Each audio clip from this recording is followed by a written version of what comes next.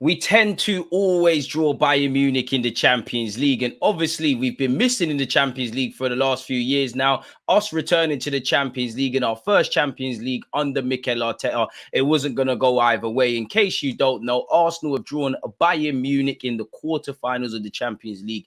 Let's get into it. And as you should know, unless you've been living under a rock, Arsenal will play Bayern Munich in the quarterfinals. The legs will be played on the 9th before we travel to Germany on the 17th of April.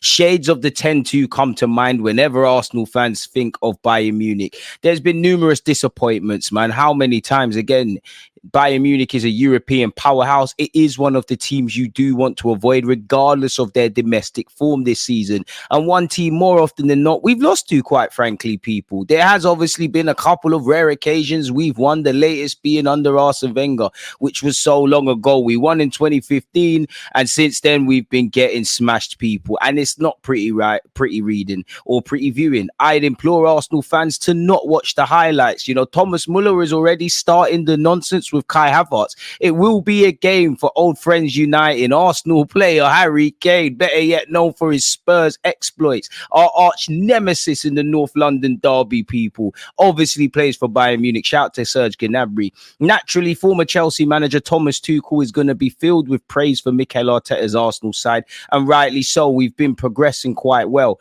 As I said, don't look at their domestic table position. 9 times out of 10, teams struggling domestically do a crazy madness in Europe. They're currently at 10 points behind Granit Xhaka's Leverkusen. Shout out Xabi Alonso.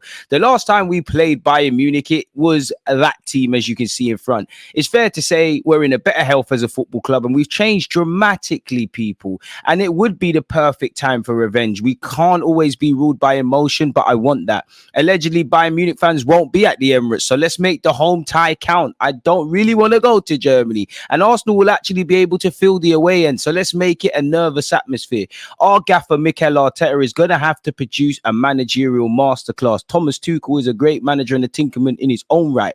When you look at the average midfield positions, it's going to be an interesting battle across 90 minutes. Again, we've got one of the best defensive records currently in the champs, and we've got some good goal scorers, although you can also see Harry Kane at the top of the list, folks. So it'd be an interesting one, and it doesn't get any... If we do win, we play either Real Madrid or Manchester City. It is what it is, people. We wanted a seat at this table, and we've got it, people. And we're going to have to stand up to be counted. Hopefully. Now, people, when it comes to Arsenal versus Bayern Munich, I've got a few extended thoughts. The first thing would be, you know, some Arsenal fans were saying they only fear Madrid, they only fear Munich, they only fear this team, that team, and the third. Now you've got what you've wished for. For me, if we wanted a seat at this table, if we wanted to be in this realm, if this is the project that we want to do, not only getting to the latter stages of competitions, but believing we can win it, not necessarily isolated to this season, and making ourselves definitely where the last 8, hopefully the last 4, hopefully the last 2, and hopefully the last 1 get into the final are concerned.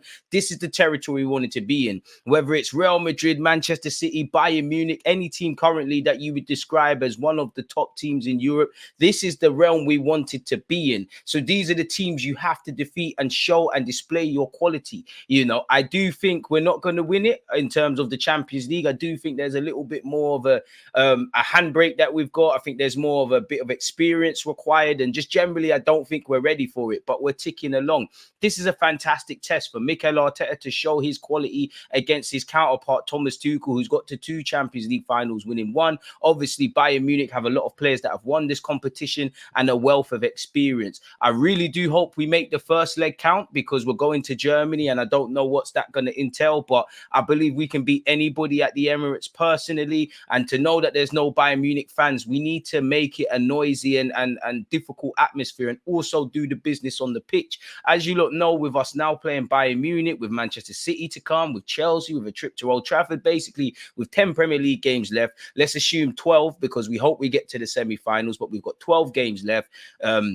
We need to go for it. This is the most decisive part of the season. Generally, this season, we've done very well. We hit a blip at the end of 2023. We've come out the blocks firing in 2024, beating Liverpool and putting on a great run and scoring a lot of goals. The players that have come into the side that are not necessarily regulars are looking very good. Obviously, the summer signings, with the exception of Timber and Declan Rice, because he showed it from the start, specifically Raya and obviously Kai Havertz are showing their qualities. The Jesuses, the Thomas Partey's, the Tomiyasus, the Zinchenkos, they're all coming back to full fitness. And I hope that we're still saying these same things when we play Bayern Munich in April. So let's go and test ourselves. Yeah, it's scary to a degree. Of course, you would love an easier run, but there's no easy teams at this stage of the Champions League. Regardless, everybody's earned the right to be here, and it's only going to get more difficult. And for me, where, if you compare Mikel Arteta to Thomas Tuchel, our attacking players versus the defenders, our defenders versus Bayern Munich's attackers, the star-studded quality in depth. This is how you see how good you are and how far you have to go, because the margins for error as you go on in tournament football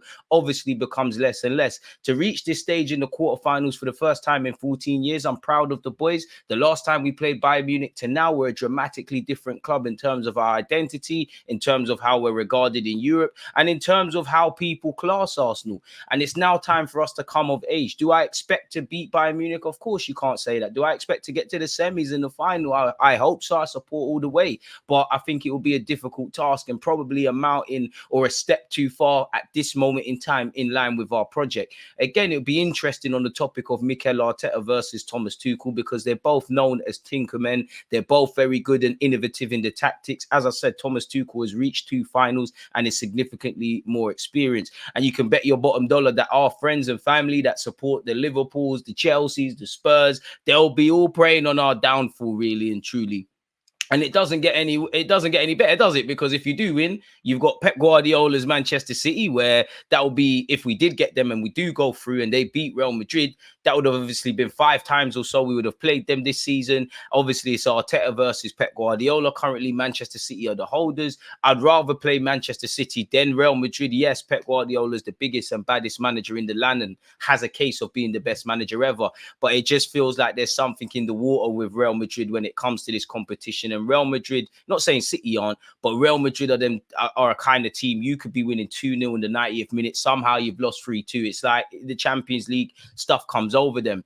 Bayern Munich do look frail by their own standards and what you become accustomed to for Bayern Munich. I would say, throughout the whole Champions League campaign, they haven't looked convincing. Domestically, they haven't necessarily looked convincing. But that makes me a bit more, not fearful, but wary a lot more, because when Real Madrid last won the Champions League, or the second from last time, they didn't have the best of domestic records. When we got to the final in 2006, we didn't have the best of domestic records. Obviously, half the teams you look at, really, last 2 times Chelsea have won it. They haven't been, the domestic campaign hasn't been amazing. I do think there's frailties in what Thomas Tuchel is doing. I do think there's frailties in Bayern Munich. I think you have to respect their experience, their European pedigree, the experience of their players and the quality of their players. And we need to be wary defensively, which is why I'm happy we've improved defensively a tenfold. But I do think their defense can be got at. I don't think Kim Min-jae's been benched. He's taken a while to settle in. Upamecano looks like baby food. Eric Dyer looks like baby food. I think it's a bit of how Thomas Tuchel is deploying the side, but I do think they can be got at. But as much as it's about tactics, it's about the mentalness of the game. And if I look at Mikel Arteta, the last couple of times we've been in the latter stages of European competition, we did what we needed to do at the Emirates against Porto, but the first leg wasn't amazing. I know when you go back to the Europa League and you look at Sporting Lisbon, obviously the narrative is we lost on penalties. Ramsdale got done from the halfway line, which is true. But I believe the damage was done in the first leg. I also believe the same against Villarreal, and I also believe the same against Olympiacos. I do think the way we've made the Emirates a bit of a fortress, we've had some great results this season. I think this is where we need to take advantage. I think if there's an opportunity to kill that game in the first leg and score a decent amount of goals, then we need to, because the trip to their place is not going to be easy. Hopefully, Gnabry, once a Gooner, always a Gooner, could extend that to Harry Kane. They're leaking the team news and things like that. But I've got complete faith that we're not going to get smacked 10-2 on aggregate. Whether we win or lose, I don't know. But I don't think we're going to get smacked like that. I do think there's going to be a bit more pride in the team. And I think generally this season, there's been bumps and bruises and areas of improvement and twists and turns, but there's a lot more resilience to setbacks. There's a stronger mental capacity from the team. You look at the Porto game in previous years, we might have lost at the Emirates, or it would have been 0-0, and we lose based on the first leg. Against Brentford in the Premier League, the narrative would have been Ramsdale's mistake, but we've reacted to setbacks across the season. I think the whole team's improved defensively. I think there's more of a professionalism and street smartness and game management aspect to our team versus last year. We're starting to play that silky football again. So I've got full confidence in us giving a good account of ourselves. Whether we'll make the difference, whether we've got the stardust and the individual quality in comparison to a Bayern Munich, generally a Real Madrid, Manchester City, if we get through there, then who knows? But I think the boys should relish it.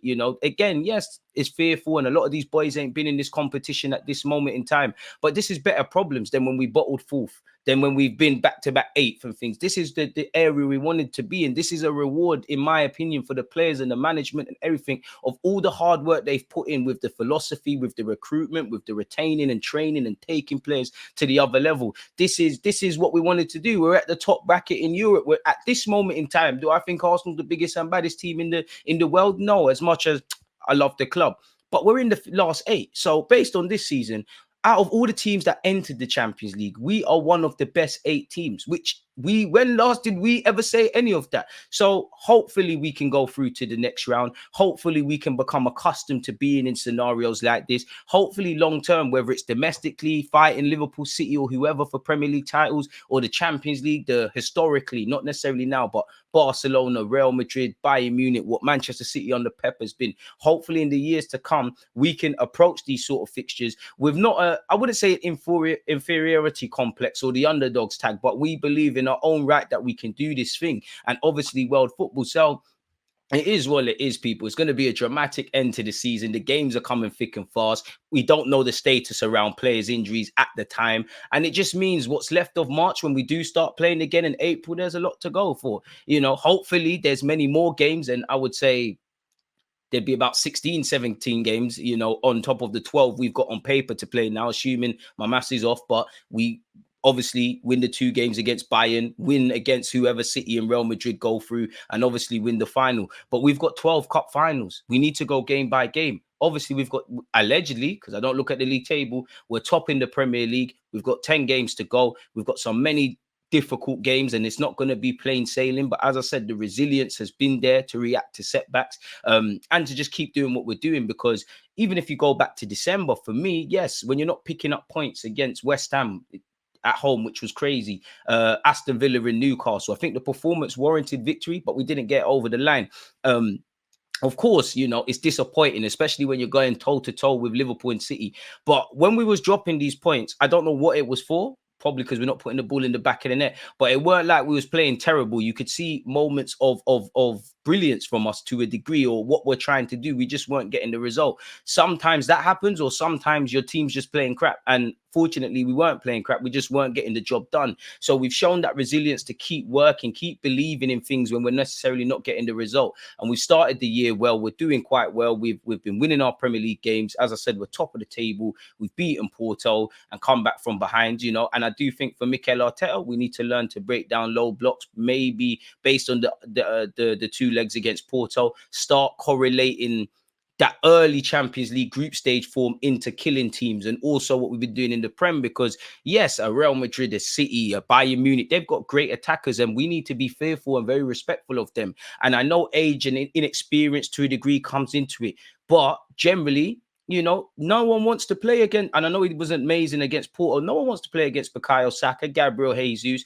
Martinelli, and Odegaard, and all these guys. We've got hitmen as well. So I want to see us give a good account of ourselves and go down fighting if it is that, people. As I said, we've got 12 cup finals. We've got to play Bayern Munich twice, and we've got 10 games in the Premier League. It's all to play for. There's 2 trophies on the line. Do I think we're going to get either done? No, but I want to be wrong, of course. And based on how we've been moving, I wouldn't say I've got confidence necessarily, but I'm filled with confidence from what we've done internally that regardless of the outcome, we can best attack our collective goals. So, yeah, man, Bayern Munich, listen, they've been smacking us up. We need revenge for the 10-2. The whole world thinks Arsenal is going to crumble. Who knows what's going to happen, but hopefully we can get the job done. Let me know your thoughts on drawing Bayern Munich. Do you think we could do it? Don't you believe we can do it? Again, we can't look beyond Bayern Munich, but if we do, you've got Real Madrid or Manchester City, 2 teams who have done what we want to do. Where's your feeling on that? And it'd also be lovely to get it done, because as you lot remember, the final is at Wembley, which would obviously be interesting for not only Arsenal because we're English, but for the homegrown players. I know he won't play, but the Ramsdales, the Sakas, the Benjamin Whites, the Declan Rices, etc., etc. So let me know your thoughts, people. On that note, I'm going to get out of here.